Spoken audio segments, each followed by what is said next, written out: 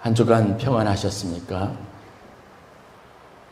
강화된 2.5 단계의 사회적 거리두기로 저희들이 힘겹고 어려운 한 주간을 보냈습니다. 무엇보다도 생업을 중단하고 여러 가지 경제적인 어려움 가운데 있는 모든 성도님들과 또 모든 사업장 그리고 여러분들의 삶 속에 하나님의 위로와 축복이 함께 하시기를 간절히 축원합니다.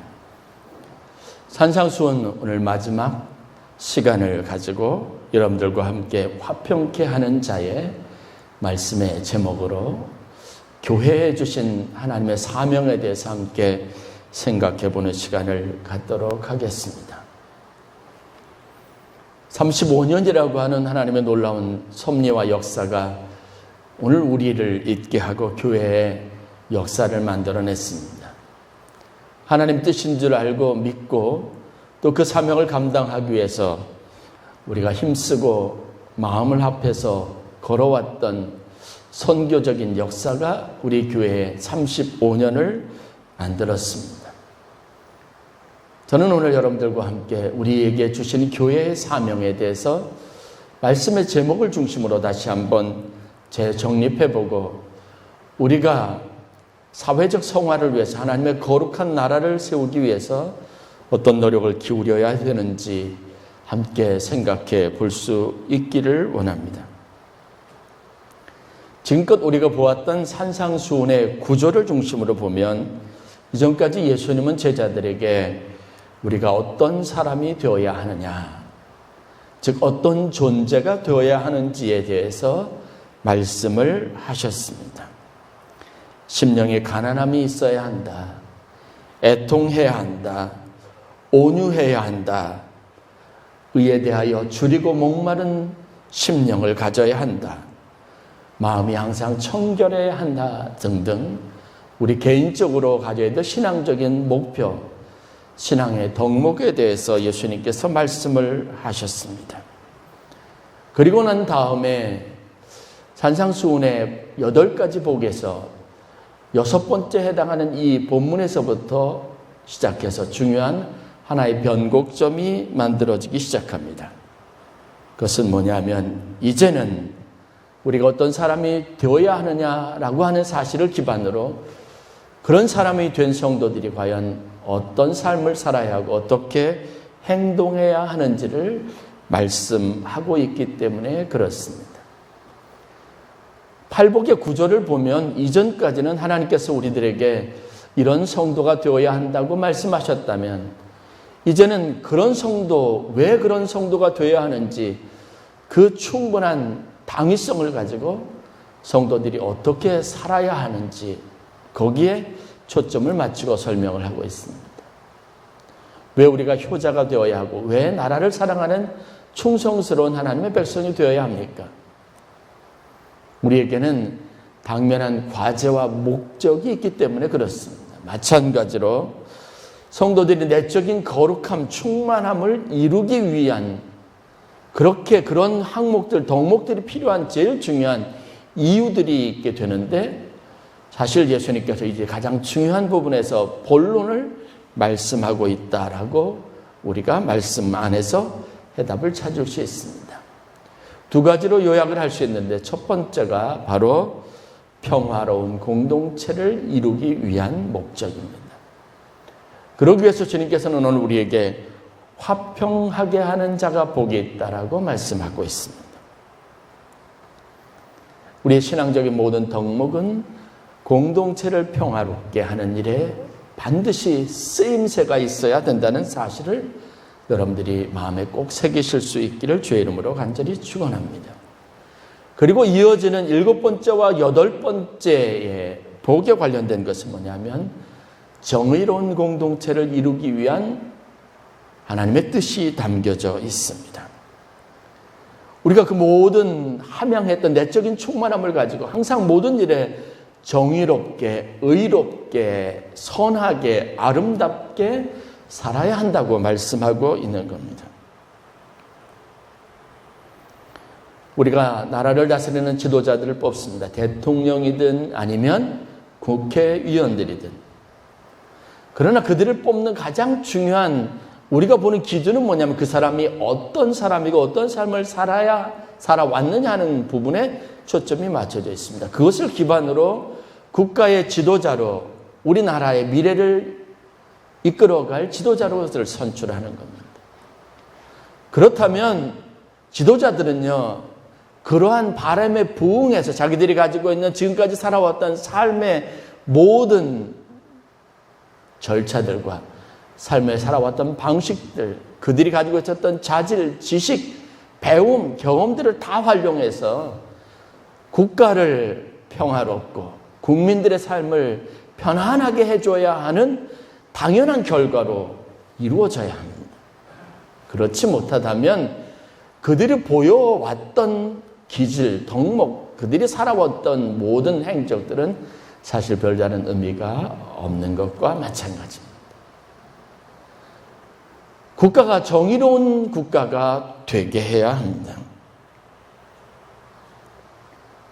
마찬가지로 하나님이 우리에게 신앙적인 요구들을 통해서 우리가 변화되고 새로워지기를 원하신다면 그 바람 안에는 하나님이 꿈꾸는 궁극적인 목표가 있다는 겁니다. 하나님이 교회를 세웠다면 이 교회를 통해서 하나님이 이루려고 하는 목적이 있다는 겁니다. 절대 그것을 잊어버리면 안 되는 겁니다. 우리 아멘교회를 세우신 이유가 무엇일까요? 왜 이곳에 교회를 세우고 왜 이곳에 사람들이 모이게 하고 그 사람들로 하여금 예배하게 하셨을까요? 35살이라면 이제 우리는 장년기에 들어갑니다.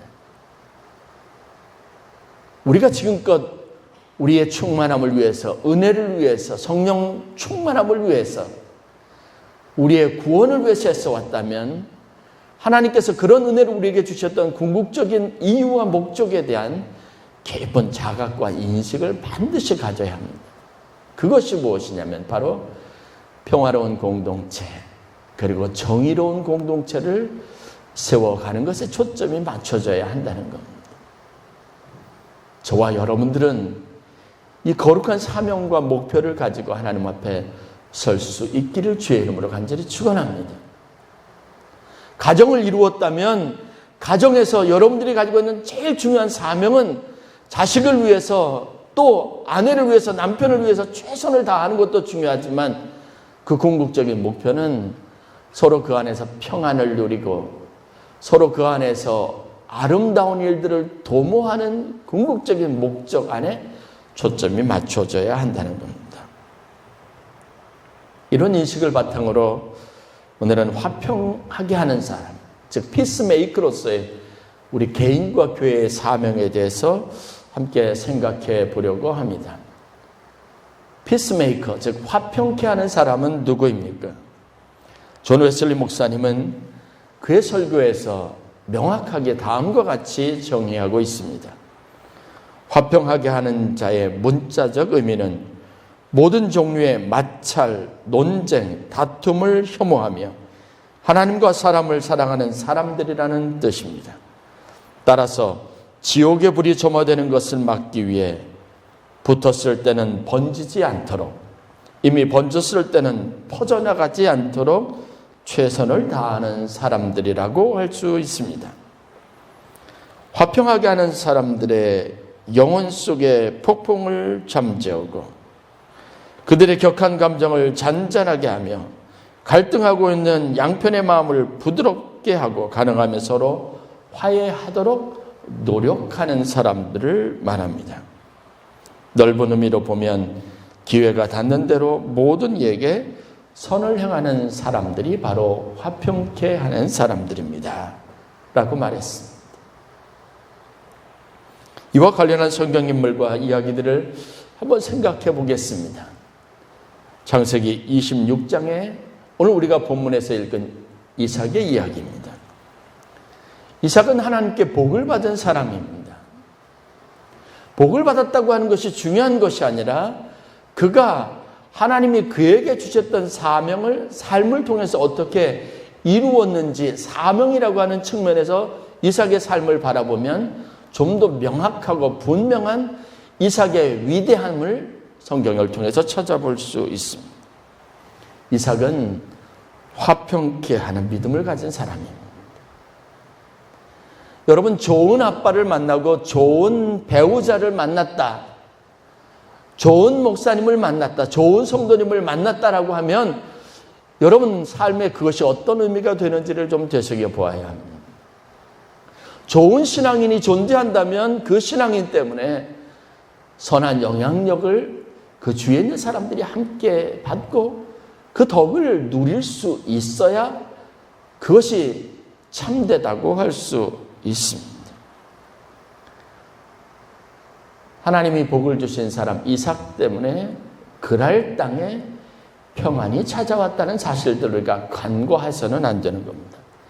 그러면 평안을 거저 얻을 수 있느냐? 아닙니다. 이삭의 삶에도 위기가 있었습니다. 하나님이 그에게 복을 주신 것 때문에 어찌 보면 성경에 그런 인과관계로 이삭의 삶이 참 공공해지고 어려워졌습니다.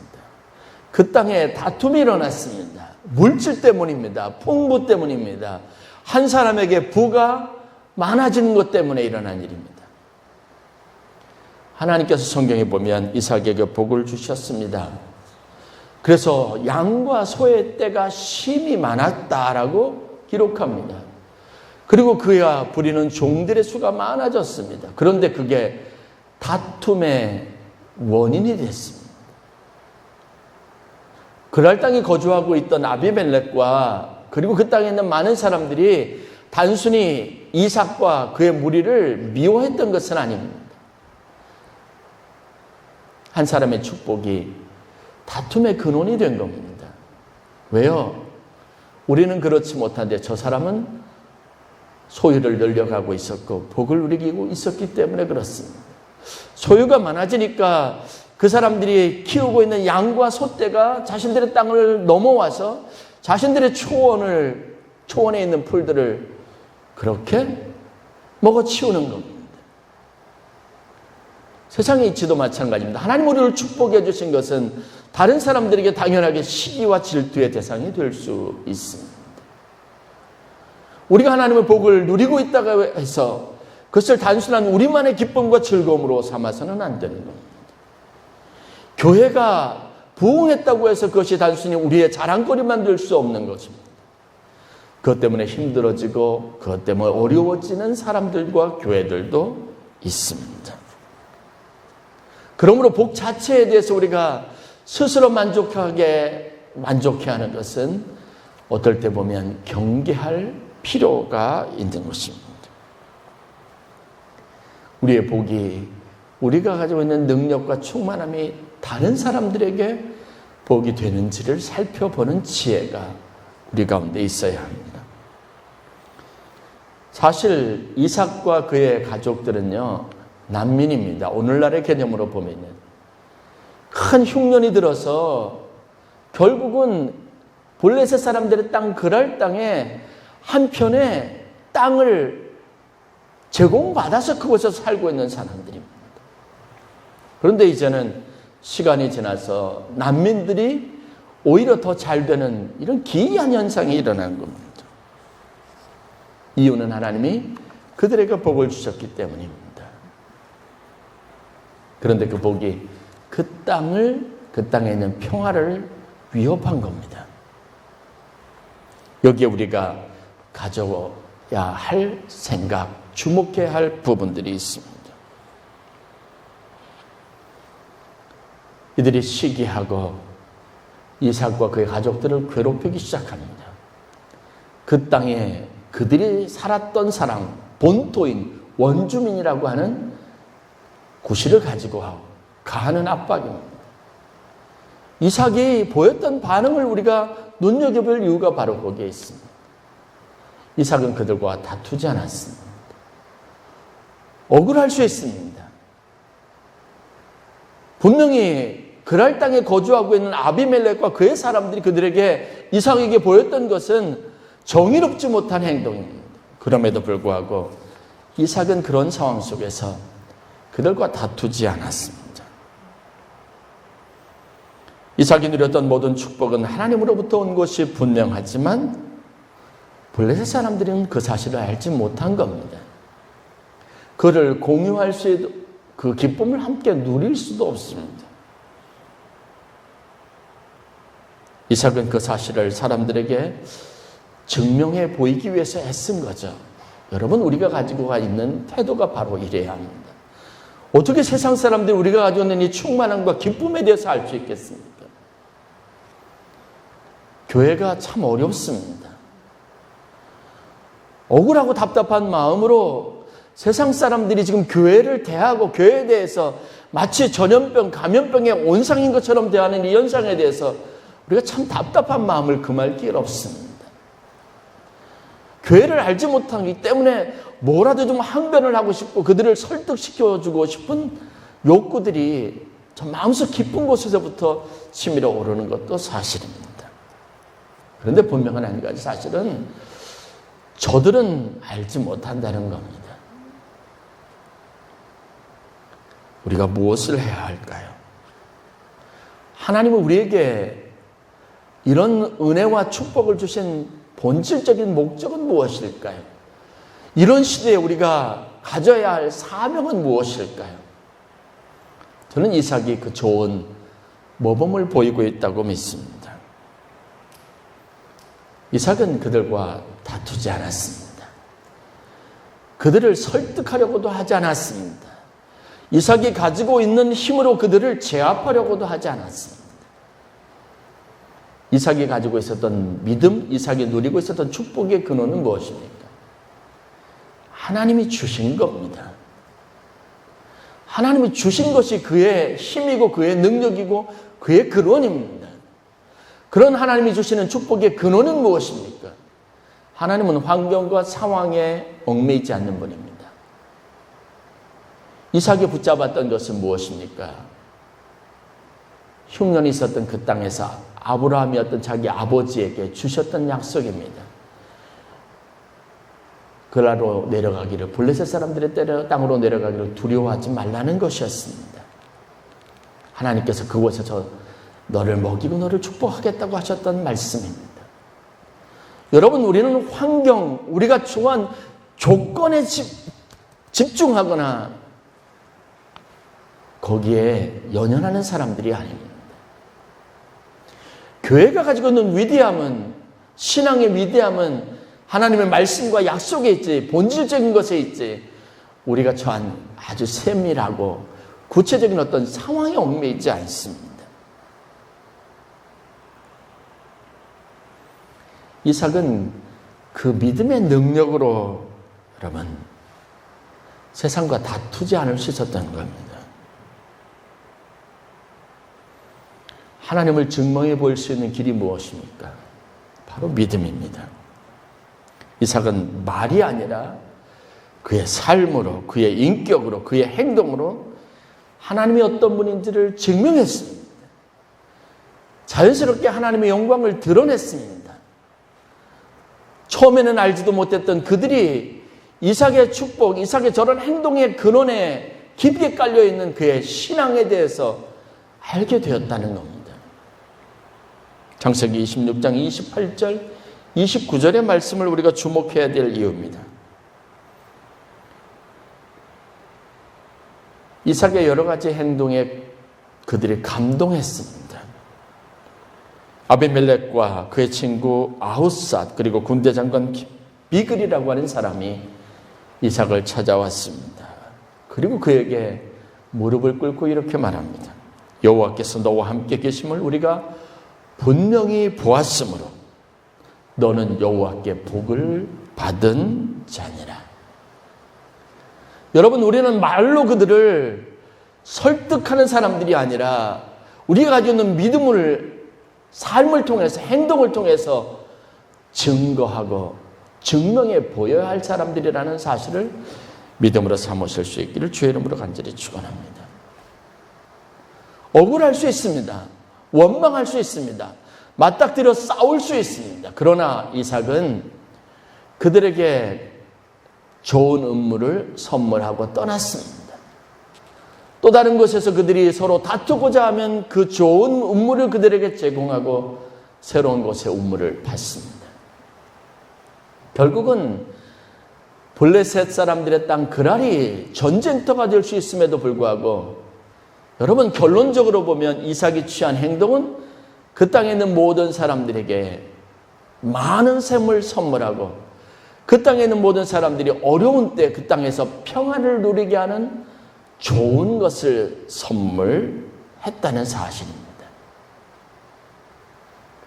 이 어려운 시기에 저는 우리 교회가 세상 사람들에게 비난을 받고 있지만 교회가 가지고 있는 참된 가치, 교회의 축복에 참된 것, 아름다운 것을 많은 사람들의 삶 속에 혜택으로 돌아가게 하고 그들을 격려하고 위로하는 좀 더 선도적인 위치에 서서 우리에게 맡겨주신 하나님의 세상을 향한 지도력이 있다면, 영적 가마력이 있다면, 우리가 믿는 사랑의 샘솟는 능력이 있다면 그것을 그들에게 흘려가게 하는 일에 좀 더 면밀한 관심을 가지고 그 축복을 나누는 교회의 사명을 회복하는 것이 옳은 것이 아닐까 싶은 생각들을 갖습니다.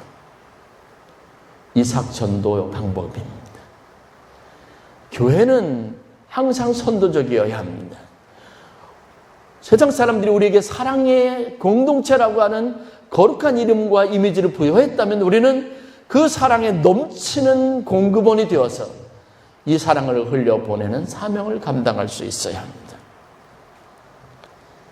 화평케 하는 공동체, 화평케 하는 자, 세상의 평화를 가져다주는 거룩한 사명을 회복하는 교회와 성도들이 되실 수 있기를 주의 이름으로 간절히 축원합니다. 사실 이삭은 또 다른 선택을 할 수 있습니다.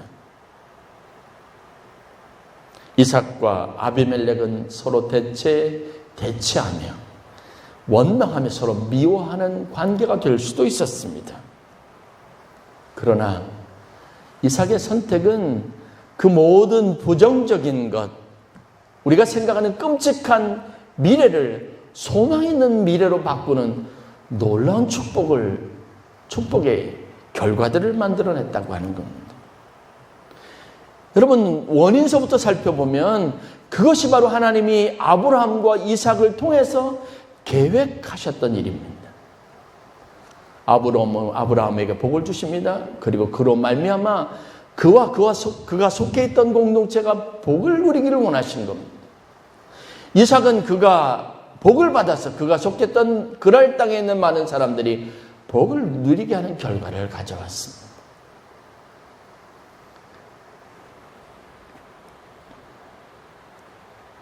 화평케 하는 자,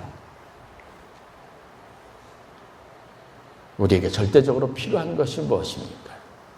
이 사명을 위해서 우리에게 절대적으로 필요한 것이 무엇입니까? 이삭의 이야기에서도 다루고 있는 중요한 주제입니다. 그것은 바로 믿음입니다. 하나님을 믿는 겁니다. 그 믿음은 어떤 믿음입니까? 바로 우리가 하나님 안에서 한 형제요 자매라고 하는 믿음입니다. 이것을 우리는 지체의식이라고 말할 수 있습니다. 우리 의식입니다. 남이라고 하는 생각을 바꿔야 돼요. 우리가 잘 아는 유행가 가사에 남이라고 하는 글자에 점 하나만 지우면 님이 되는 겁니다. 심오한 교훈이 담겨져 있습니다.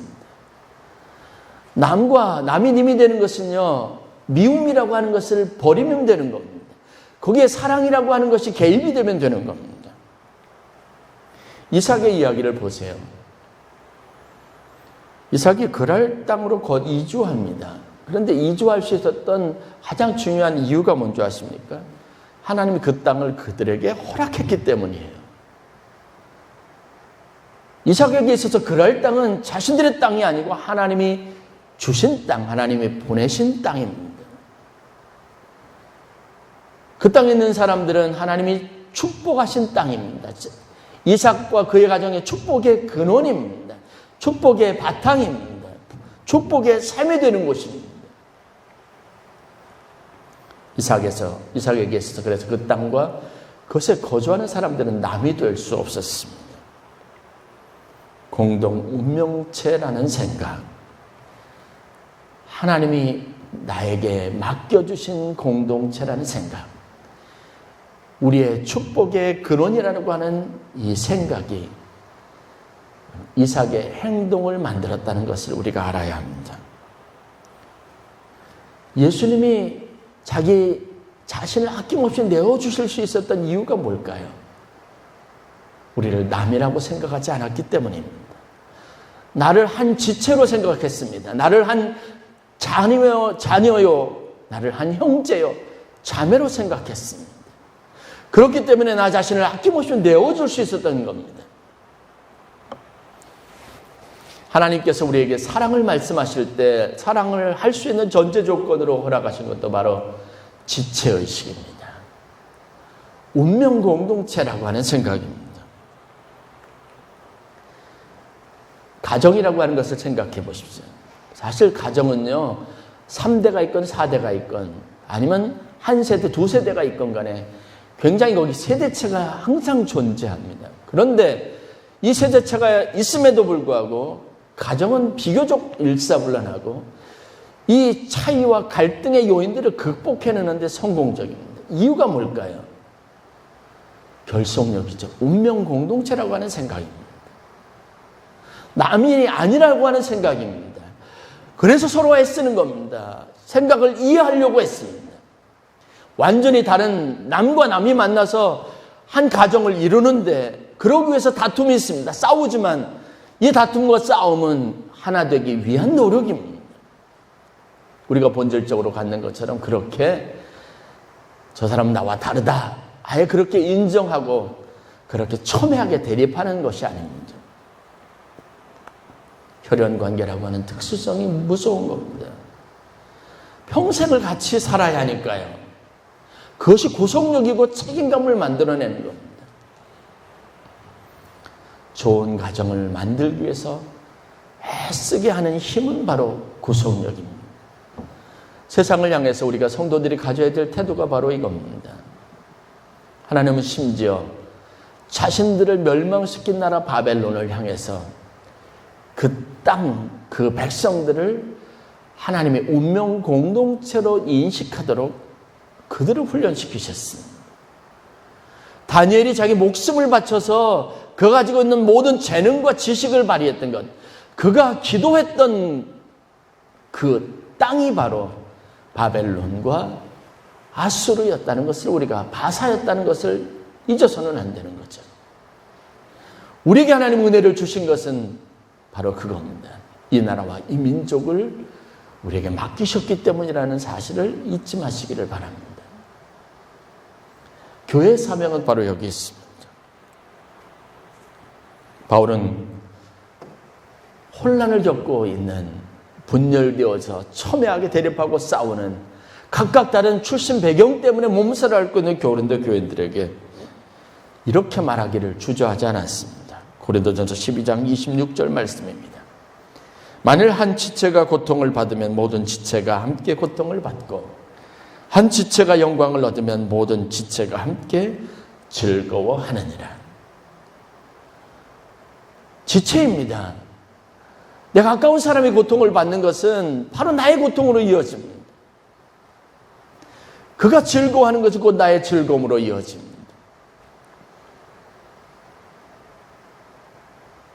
은사에 관련된, 다양한 은사에 관련된, 지체에 관련된 이 교훈이 바로 큰 혼란과 분열과 다툼 속에 있었던 고린도 교회를 향한 그런 사도 바울의 강력한 외침이었다는 사실을 주목해 볼 필요가 있습니다.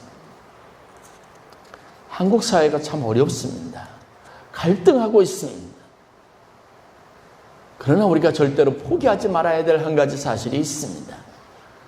이 한국과 대한민국과 갈등하고 있는 모든 사람들과 우리는 같은 운명 공동체라고 하는 겁니다. 이삭의 삶 속에 하나님께서 부여한 그랄 땅과 같습니다.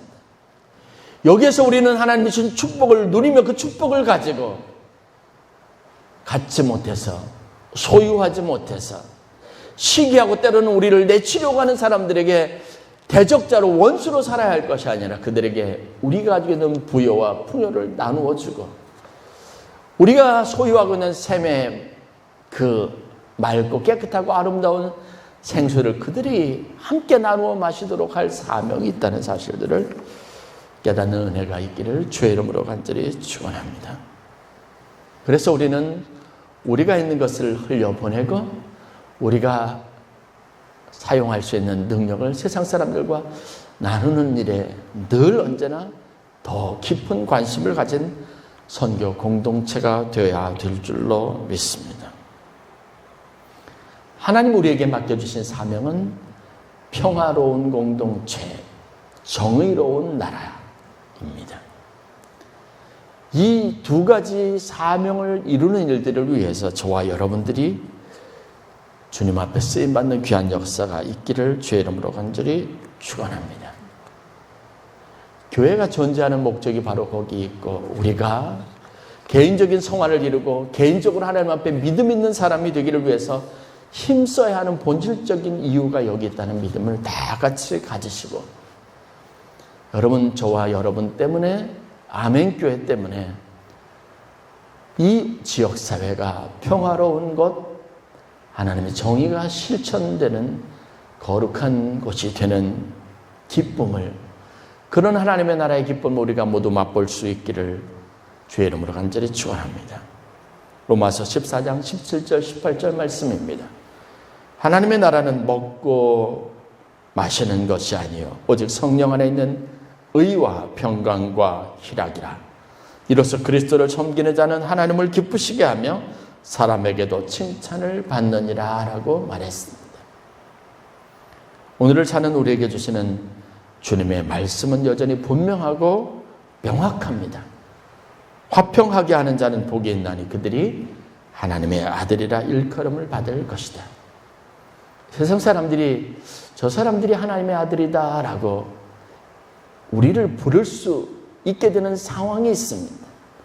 바로 우리가 화평을 추구하고 사람들과 함께 평화로운 관계를 유지시킬 때 우리에게서 그런 모습을 볼 수 있다라고 말하고 있습니다. 요즘 우리 사회가 이념이나 정치적인 성향 그리고 세대 간의 격차로 심하게 갈등을 겪고 있습니다. 갈등을 넘어 대립하는 양상을 보이고 있습니다. 걱정이 아닐 수 없습니다. 지금이야말로 그 어느 때보다도 우리 스스로가 성도들이 화평케 하는 이 거룩한 사명 앞에 믿음으로 반응할 때가 아닌가 싶습니다.